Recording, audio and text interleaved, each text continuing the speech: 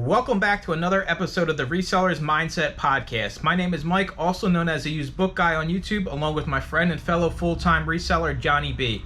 We help people start and grow their reselling businesses from the ground up. We also have a weekly Zoom call and private Discord for all YouTube members. Head on over to youtube.com/usedbookguy to join the channel and gain access to the full-length podcast, Zoom call, and private Discord today.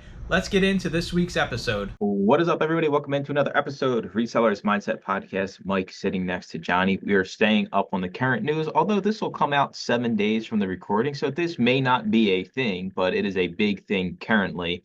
In the world of Amazon, if you're an Amazon seller, things have changed significantly over the past, this whole year, Johnny, has kind of been a whirlwind, and we talked about it in 2024, there's always going to be another curveball thrown our way. And the recent one is buy box changes, right? So when you go on a listing to buy something from Amazon, we call it the buy box. It's a little button to the right. There's usually a new buy box and a used buy box. And usually it used to be, if you use fulfillment by Amazon, Amazon FBA, you would most likely get the buy box over somebody that doesn't use Amazon FBA that fulfills items from their house, kind of like an eBay business, and they just have lower prices and they charge shipping and the transit times are longer.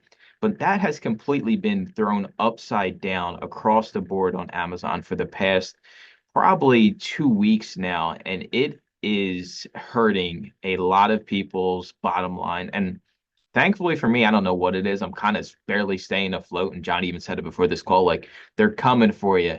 And I'm just like, if it stays this way, everything has to change in our business. And it's crazy to think that, this business we have been doing for well over 5 years now, like it's going to have to look completely different pretty fast if this sticks. And the bigger problem is, before I let Johnny go, is there's no communication from Amazon. They don't they don't tell you that, hey, we're doing this, or hey, we broke the code, or hey, they don't even tell you if it's ever going to be fixed, if they ever even acknowledge it's a problem. So, I mean, think about it. If your livelihood comes from a platform like Amazon and they do these changes and there's no communication, I mean, yeah, everybody's going to panic, especially if you don't have any fallback money or a different plan to kind of, I don't know, Johnny, take us away. Yeah, and circling back, I mean, into 2024, no additional fees, they said. Okay, yay, celebration, parades in the street, glitter everywhere. Fun times.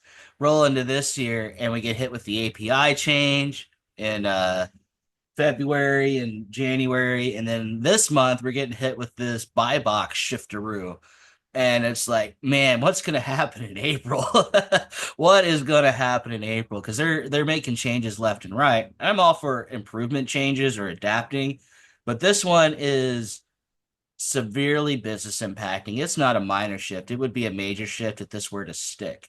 Now, there are tons of conspiracy theories out there. I will address them in brief. There's the FTC conspiracy theory. If you don't know what that is, that's them saying Amazon has a monopoly when they clearly don't. There are other market spaces, cough eBay, cough Etsy, cough whatever. They're out there. So they don't have a full-on monopoly. Now, are the majority of purchases done through Amazon and e-commerce? Yes, they are. So that's the big complaint there. The other one is, hey, this is a glitch. Here's the back end of the code, or here's me digging down deep into the buy box selection. It's just a simple code fix. Well, that's great and all. And if that is true, and it seems to be, Amazon just has to change a couple of things. Just like we said, there's zero communication. We can't really communicate with people with any power upstairs, just the lower rung people. And no disrespect to them. It's just they can't do it. They have no power. There's nothing that they can do. Amazon top chairs have to give some executive orders there. And then the other theories is it doesn't matter if it's any of these other two. This is an intentional change, and this is what Amazon wants. But why? They would get less money. Well, maybe they want to downsize their warehouse and get rid of all warehouses. This is a good avenue to that. Hey, we don't want to store your stuff anymore, guys. You need to shift over there. Because they could keep Prime. Everybody still gets free shipping, right, through Prime, and they just don't do FBA anymore. I haven't heard much on that, but that's been one of my theories I've been cooking back. But again, these are all theories. Nobody really knows. what's fact is the buy box is going over to merchant.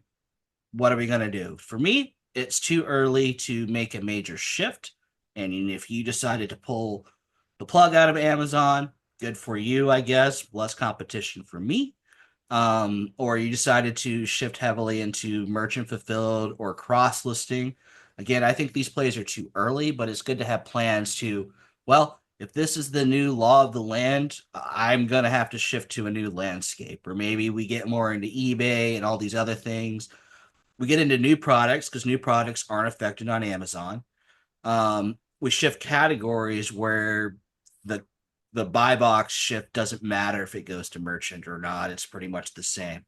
Or a category that doesn't offer merchant fulfilled. It's like new only, or refurbished only, whatever they call that. Renewed programs. There you go. So don't panic. Wait it out. Hold the line.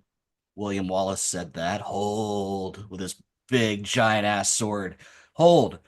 Um, you could make some changes in your repricer if you're not liking the prices. Change your bottom or change what it's rotating to, what you're matching if you're playing that game.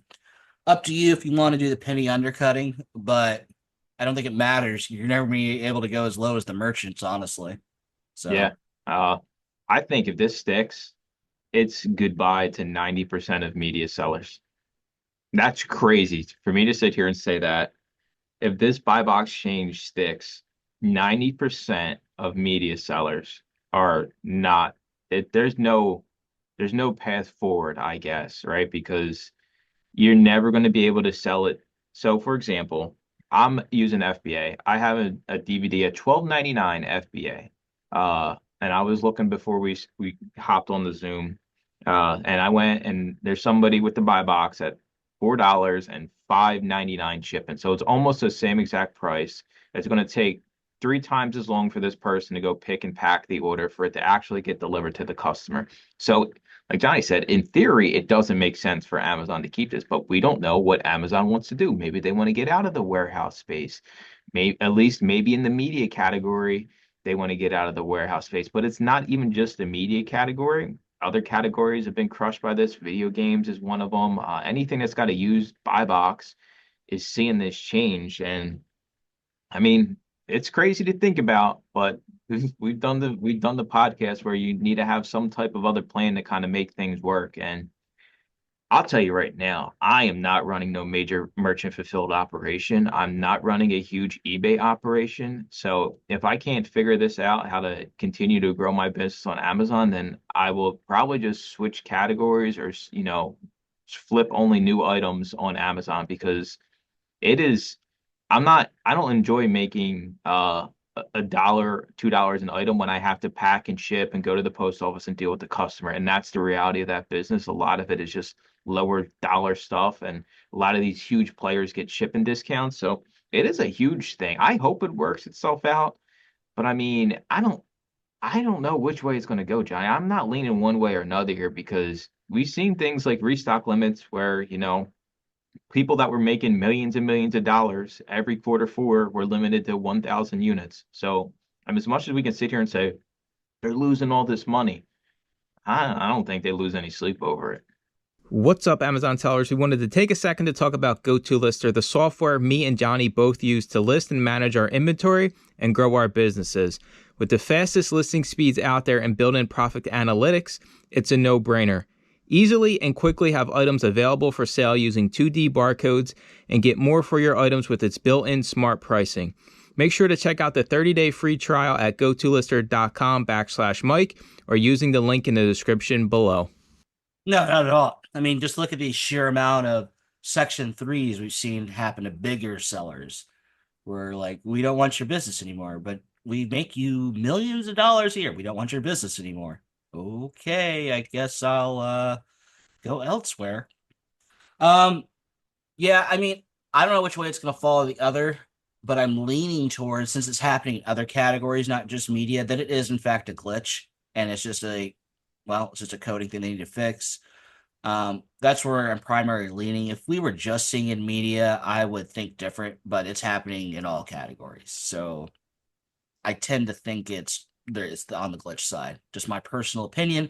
I have no facts to back this up other than what I just said as a friendly observation to you folks. But how long? I mean, I guess that gets you to the question of how long do you hang on for, right? Because listen, every Yeah. day, we're out there spending money on inventory to send, and it's funny because the some of the I guess the actual facts behind it shows that it's a glitch, right? Because when we still scan items or list items, it shows the buy box is going to the FBA offer, but when you click on the actual page in Amazon Seller Central, it's showing that it's going to the merchant. So clearly there's some kind of disconnect going on somewhere in the system.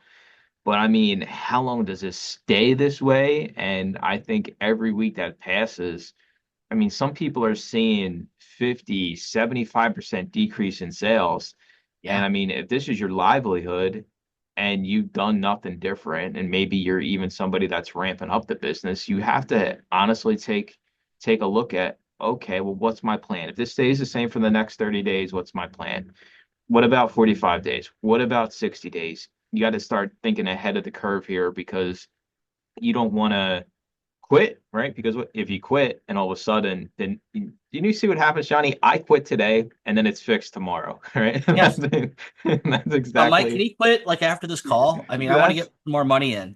that's how it would work. So I don't want people to rush and be like, oh, this is the end of times. But I do understand people that rely on the money and, I mean, like I said, Amazon's my biggest source of income. I have other opportunities to make money, but it's still the biggest chunk of my income.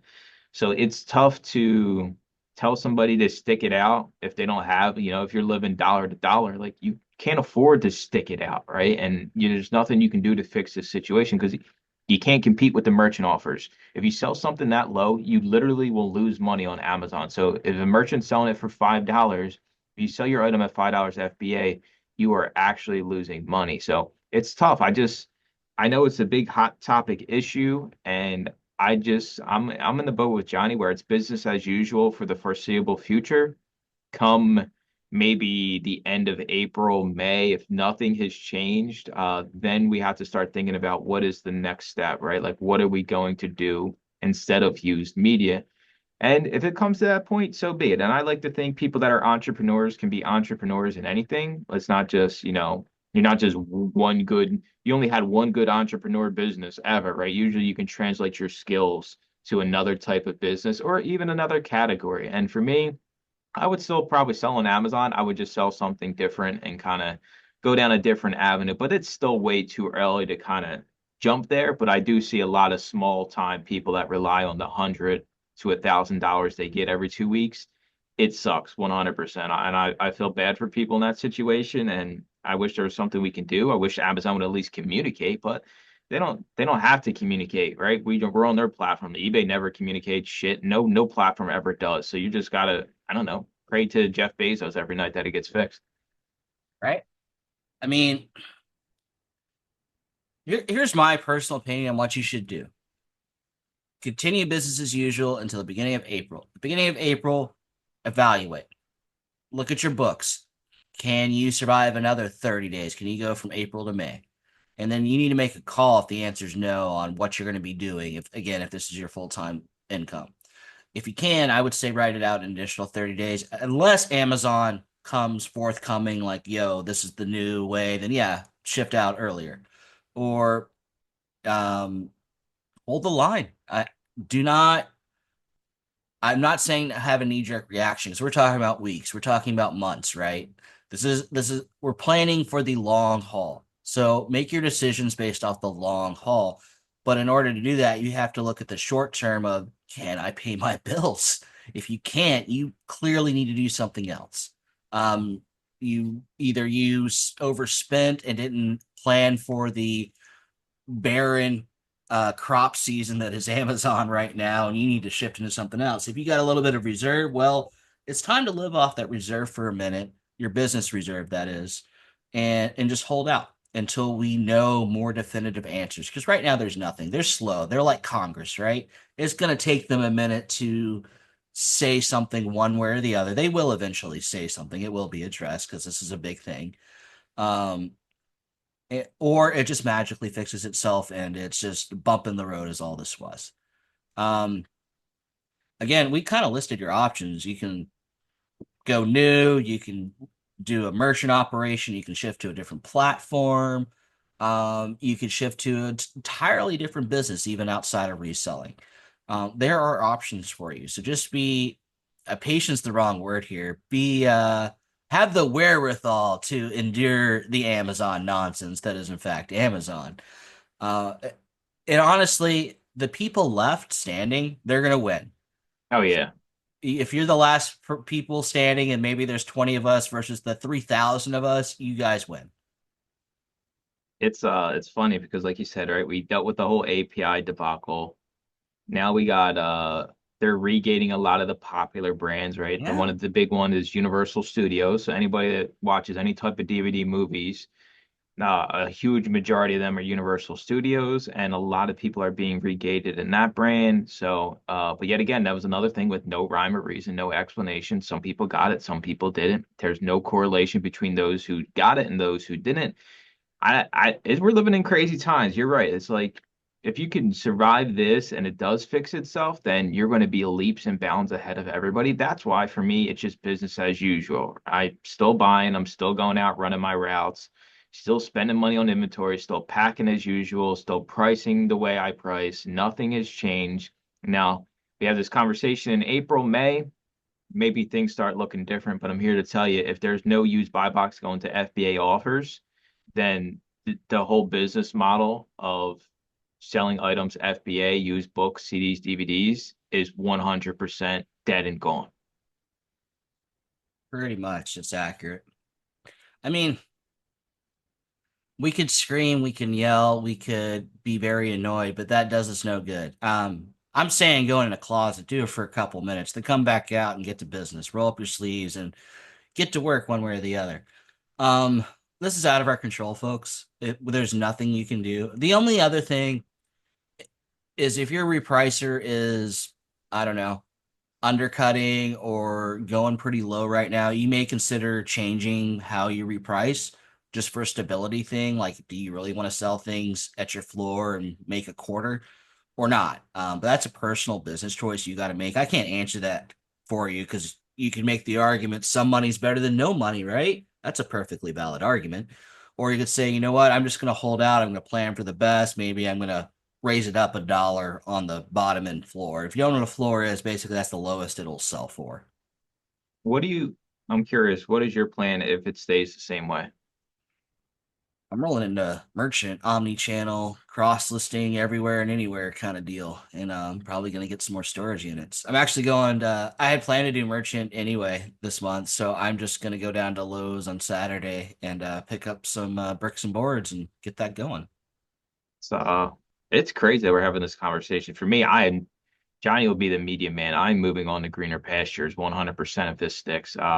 It's just too much work for me and not enough pay, and I have other opportunities to make money.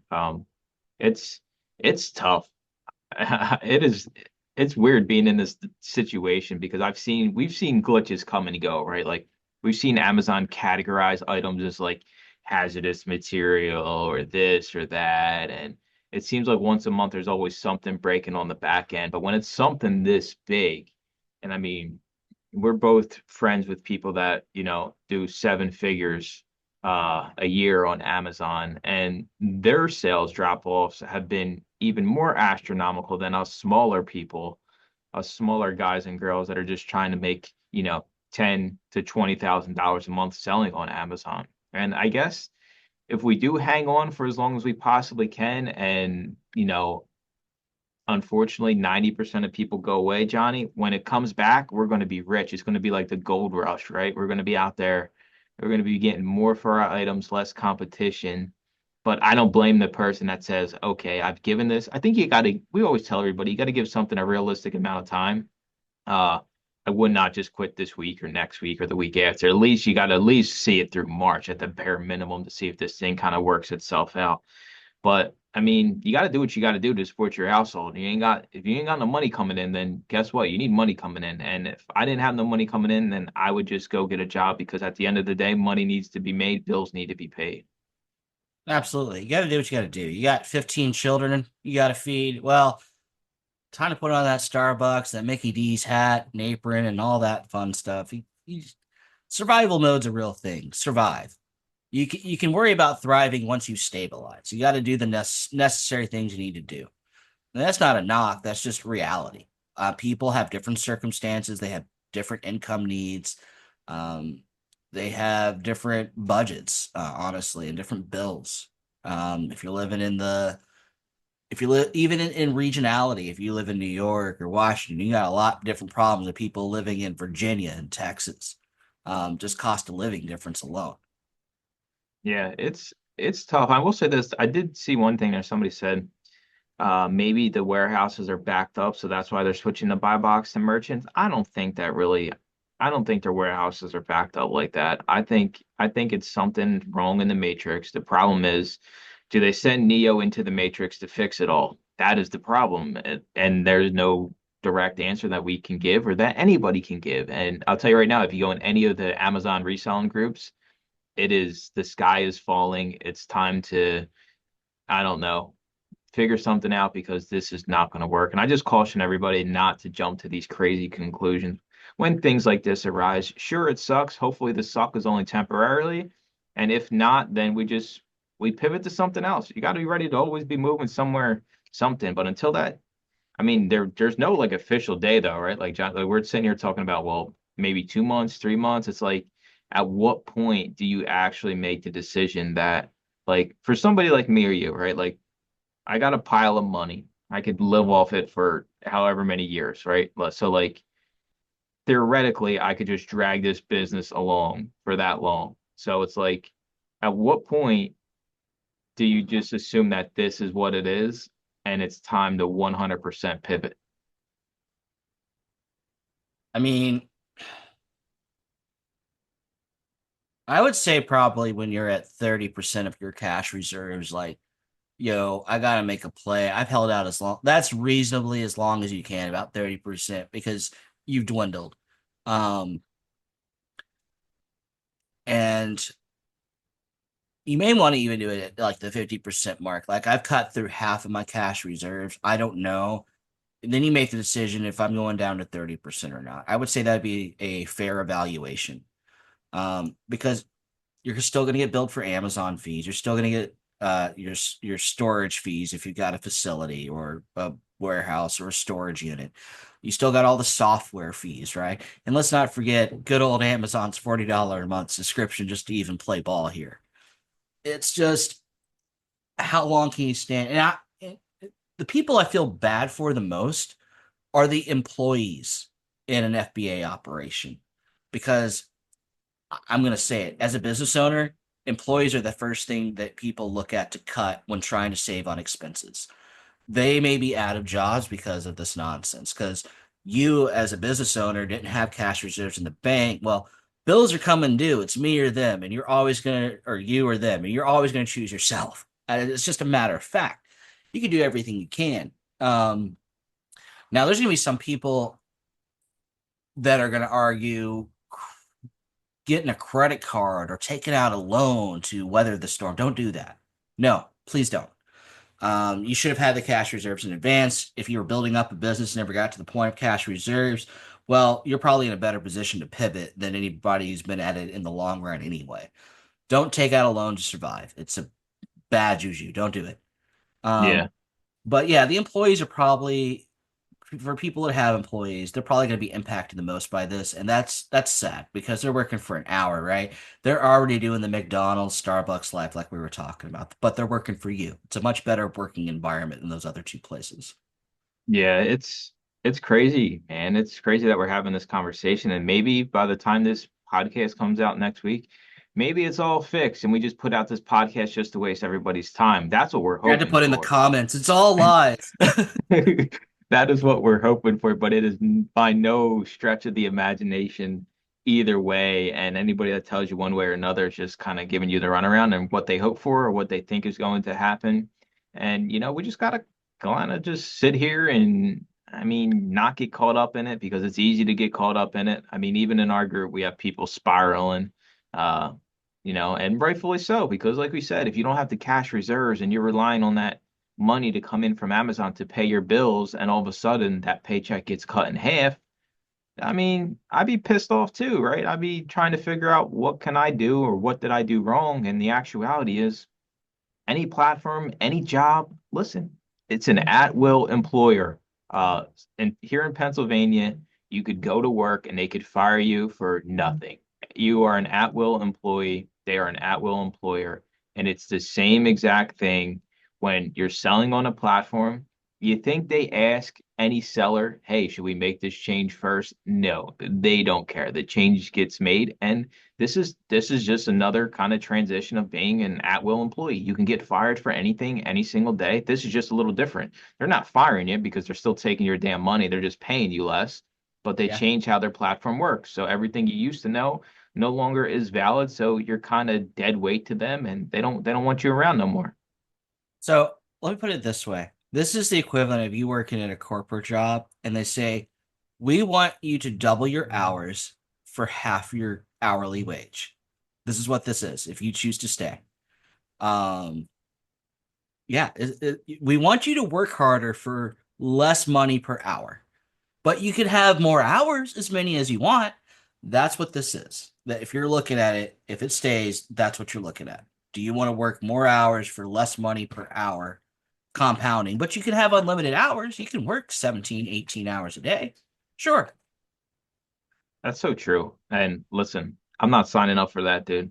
Uh, if they're gonna pay me half of what I make now and I have to do double what I do, yeah, I don't do a lot, but like I have no intentions on working 60 hours a week just to make, 75 to 100, 110K every single year before taxes. Like that, you can go get a much comfier job doing a whole lot less, making that type of money than spinning your tires trying to be self-employed and, just going nonstop just to make this business work so you can be self-employed. I think we have opportunity more than ever. And I think maybe something like this for an Amazon seller kind of opens their eyes. There's a million different ways you can make money in this lifetime, and this isn't the only way to do it, right? And if you do decide to stay on Amazon, like we said, you can just pivot to another category, right? Like I can just start selling groceries if I wanted to, uh, something that's brand new, sealed, right? Like, I mean, it is what it is. I wish there was a rhyme or a reason or a straight up answer I could give you to here's exactly what's going to happen, the dates it's going to happen, how long you should hang around, how long you should keep sourcing, right? Because that's another thing, Johnny. People are going to stop sourcing because why am I going to continue sourcing? I'm going to wait until this gets sorted out, if it ever gets sorted out. And I mean, if you're spending a lot of money sourcing, right, maybe then you got to pause a little bit. But if you take your foot off the gas and you kind of come to a stop, it might, I don't know, man. What do you think about people slowing down sourcing when something like this happens? No, opposite. Because, okay, I'm going to say I'm not risk adverse. I'm pretty much the opposite. I like swimming in risk all the time.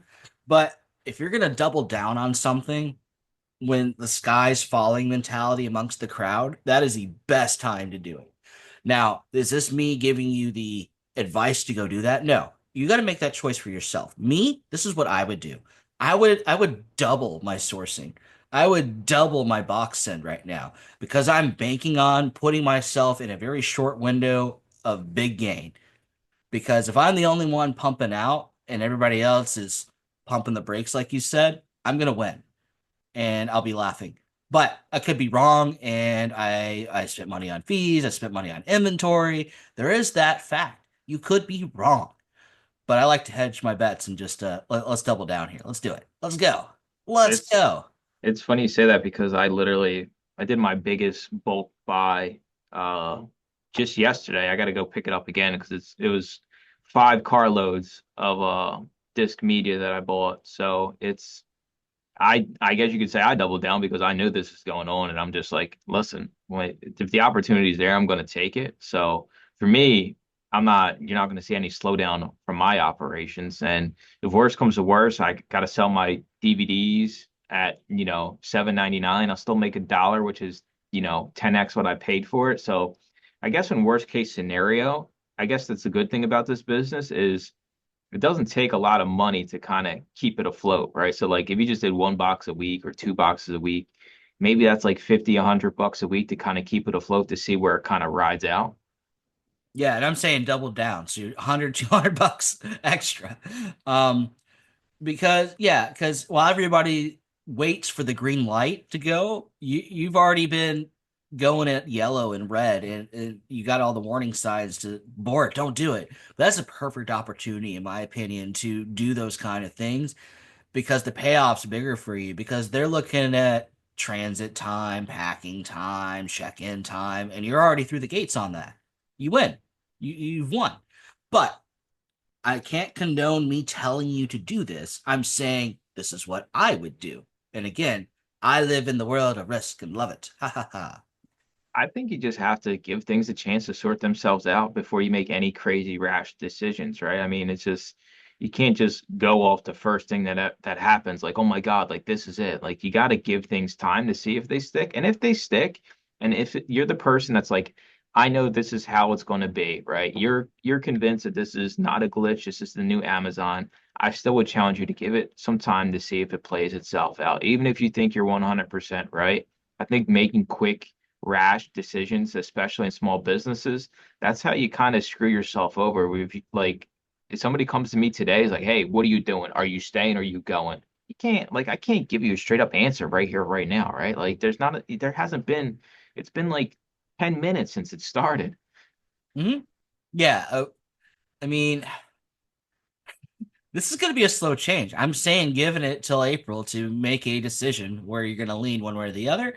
And one of those options is to, well, I'm going to ride it out another month.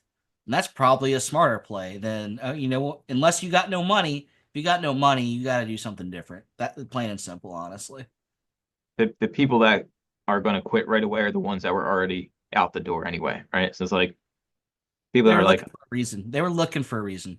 exactly. And Amazon's given sellers that are looking for the reason a lot of reasons this year to quit. And that benefits somebody like me or Johnny that sticks it out, sees it through trials and tribulations. I still think it's not as bad as restock limits. I mean, restock limits literally they told you this is how it's going to be, and there was no getting around it. There was no hopes and prayers of this or that, and they literally that was the worst thing that could have happened. And honestly, if restock limits probably stuck around, like our businesses would look completely different today. So if this sticks around, I our wouldn't have business, long-term storage fees. yeah, our businesses would have to look completely different today. I don't know what's going on. Johnny don't know what's going on. We just wanted to talk about it. Calm down, take a chill pill, let it coast out for a month. If you don't have the capital, then now's the time to start another side hustle, get some other type of income coming in. We live in a world where you can go drive Uber Eats any time of the day, make some money, put it in your pocket. It's much better than when I used to work at Macy's for $7.25 an hour. So the opportunity is there, but at the end of the day, you're still gonna have to work for it. And even if you do go drive Uber, they can say, "Hey, guess what, Johnny? You're not getting as much for each delivery now." I gotta get another part-time job. It's the world we live in. It is the world we live in. Anywhere you work, they can switch it up on you at a moment's notice. We appreciate you listening or watching over on YouTube. We'll talk to y'all in next week's episode. Thanks for listening to another episode of the Resellers Mindset Podcast. Today's full episode and all previous episodes are available to all YouTube members, along with the weekly Zoom call and private Discord. Head on over to youtube.com/theusebookguy and consider joining for as little as $2.99 a month.